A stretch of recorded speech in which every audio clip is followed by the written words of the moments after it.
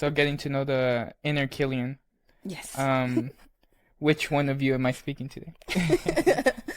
Oh, so I don't even know how many exist in here. Yeah. Yeah, I think it's a very Pretty unique chill. perspective because we all Yeah. have different personalities, right? It's like we present ourselves differently in different environments. Like if I go to church or if I'm hanging out with you, for example, I'm gonna be two completely different people. Right. There's a intrinsic intuition knowing that there's different versions of you. Hmm. And like maybe you could argue that the pronoun perspective to it is identifying both your masculine and your feminine. Yeah.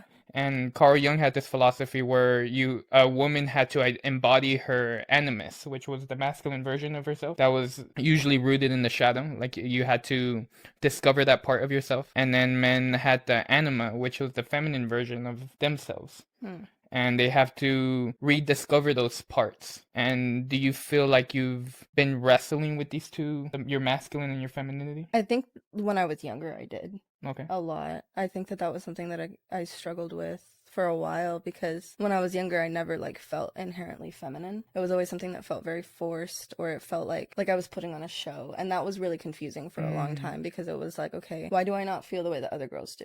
Like I see the Yeah. way that other girls interact with femininity, and it is very different from how I want to interact with Yeah, it. like Mean Girls type, right? Is that what you're thinking?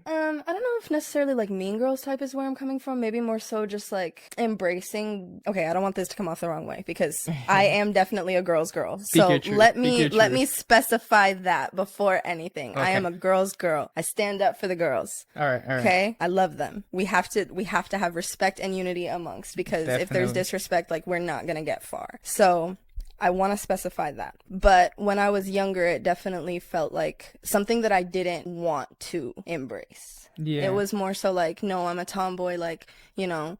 It felt very like, I guess if I'm looking back on it now, it feels very like pick me.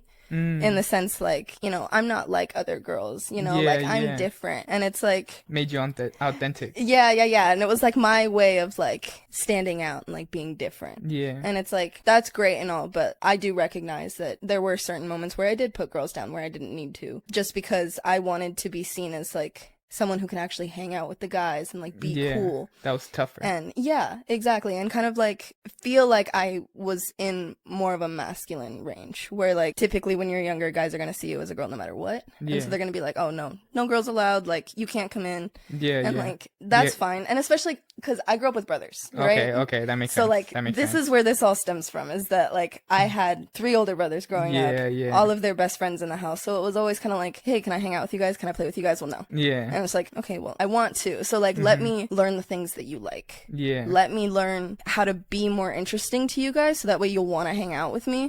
But at the same time, I had a lot of these interests anyway.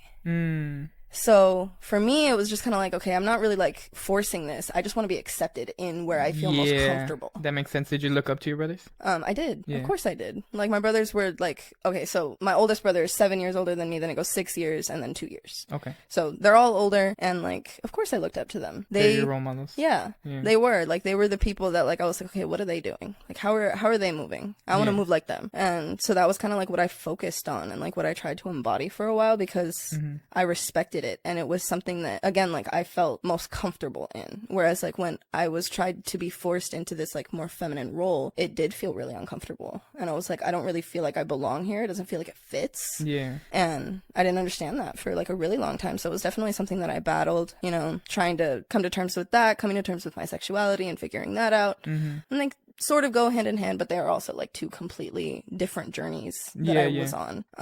So what is your sexuality, if you don't mind me asking? Pansexual. Okay. Yes. What does that mean exactly? To me, pansexuality means that like I don't pay attention to the way that another person identifies, nor do Okay. I pay attention to their physical Yeah. body, whatever So, that means. For both men and women. Yes, correct. So like again, however they identify, whether that's like as a woman, a man, or like non-binary, or like if a person's trans, that doesn't bother me. You know, it's just like however a person is. If I If you're find you able to- attractive yeah. and we vibe, like that's all that matters. Yeah, I get you. Yeah. I get you. So, Yeah. and then we good.